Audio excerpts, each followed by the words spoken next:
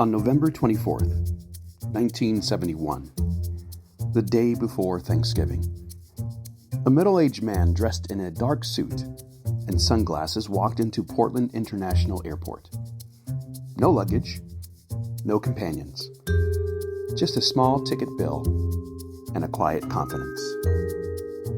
He purchased a one-way ticket to Seattle for $20 cash. The name he wrote down was simple: Dan Cooper. At 2:50 p.m., he boarded Northwest Orient Flight 305, took his seat in 18C, lit a cigarette, and waited for the plane to take off. He looked like any other businessman, but inside his briefcase was something that would change aviation forever. Shortly after takeoff, the flight attendant walking the aisle felt a tap on her arm. Cooper handed her a folded note. She gave a polite smile and tucked it into her pocket, assuming it was a flirtatious message. Cooper leaned closer and said almost kindly, "Miss, you'd better read that. I have a bomb." Inside the note, in neat block letters, were his instructions. She sat beside him as he opened his briefcase. Inside were red cylinders, wiring, and a battery. Real or not, it looked convincing. And what followed wasn't chaos. It was a negotiation carried out with calm precision.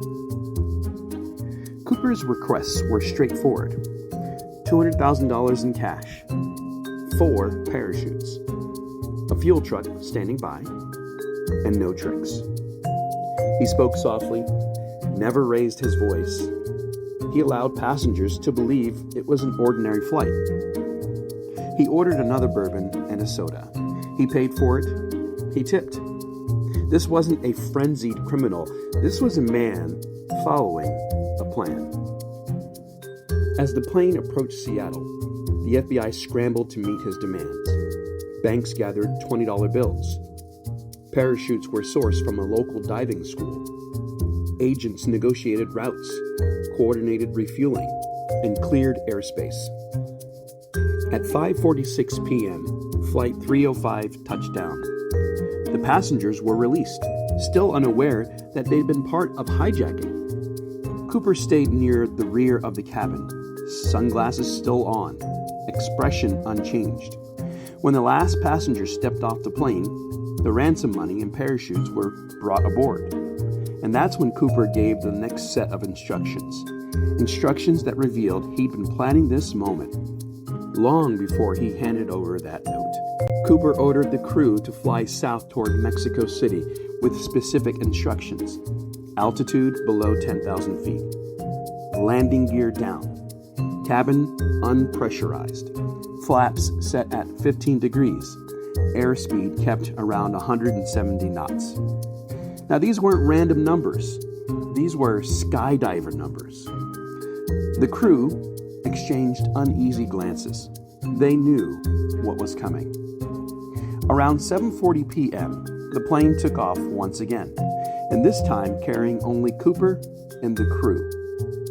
Rain beat against the fuselage. Winds picked up. Visibility was low. Somewhere out there in the darkness was a man ready to jump into a storm. A little more than 30 minutes into the flight, a warning light flashed in the cockpit. The AFT staircase had been deployed. The pilots felt the plane shift and compensate. A sudden upward pressure, then a gentle leveling, and then nothing. At exactly 8:13 p.m., Dan Cooper jumped into a freezing black sky at night in heavy rain with 200-mile-per-hour winds, wearing loafers, a business suit, and a parachute he had previously chosen. The plane flew on toward Reno, unaware that the most famous leap in American history had just taken place behind it. The FBI launched an immediate search of the most likely landing zone, a dense region of forest and riverbeds near Ariel, Washington. Helicopters circled overhead, and ground teams combed through heavy brush. Divers searched rivers and lakes. Bloodhounds were brought in. And what they found was nothing. No body, no parachute, no clothing, no briefcase, and no money bag. Cooper had vanished far cleaner than anyone expected. If he died after the jump, nature took everything. If he survived, he left no trace of his escape. Either way, the pages of this part of the story turn blank. Nearly 9 years later, in 1980, a young boy discovered something strange while digging in the sand along the Columbia River. Bundles of $20 bills, rotting, rubber bands disintegrated, partially buried. The serial numbers matched the Cooper ransom, but the spot was wrong. It didn't match any drift pattern, and it wasn't on any flight path. It wasn't in the FBI's predicted landing zone. And forensic testing showed the money had not been naturally washed there. It looked like it had been placed there, as if someone or something wanted it to be found. Theories exploded. Suspects resurfaced, and the mystery only deepened. Over 800 suspects were investigated, but a handful stood out. Number 1, Richard McCoy. A copycat hijacker who used strikingly similar methods, but his appearance didn't match. And he was in Utah during the Cooper hijacking. Number 2, Kenneth Christensen, a former flight attendant with aviation knowledge, but handwriting analysis didn't match. Number 3, Robert Rackstraw, a con man with military parachute training, but evidence remained circumstantial. Number 4, L.D. Cooper, a veteran rumored by family members to be the real hijacker, but no proof ever surfaced. Some suspects fit the skillet. Some fit the temperament. Some fit the timeline. None fit everything. Cooper remained a ghost, visible in theory, invisible in evidence.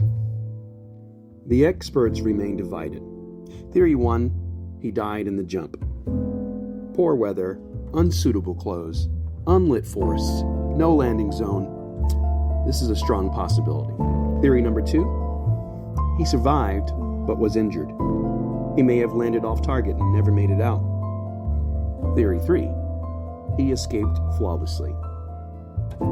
He had outdoors experience, a planned route, and perhaps an accomplice. If this is true, Dan Cooper walked away from the perfect crime, never to be identified. Theory 4, he planted the money. But why? To confuse investigators? To close the search area? To bury the truth? Every theory adds a clue and removes one. After 45 years, the FBI officially suspended the active investigation. Not closed, not solved, just shelved.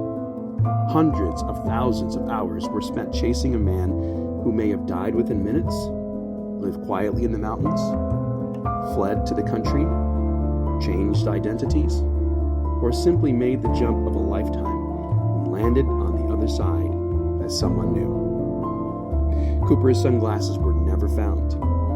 His tie was recovered, but held no definitive answers. His money mostly disappeared. He became less of a suspect and more of a legend. D.B. Cooper stepped onto a Boeing 727 with a briefcase, a plan, and a calm smile. He hijacked the plane with politeness. He outmaneuvered agents on the ground. He opened the AFT stairs and walked into the night sky. Whether he died in those forests or lived out his life somewhere far from the chaos, no one can say. But of all cold cases in American history, this one may be the most complete disappearance ever attempted. A story where the final chapter is still blank. This is Missing Pages. And some stories are lost between the lines.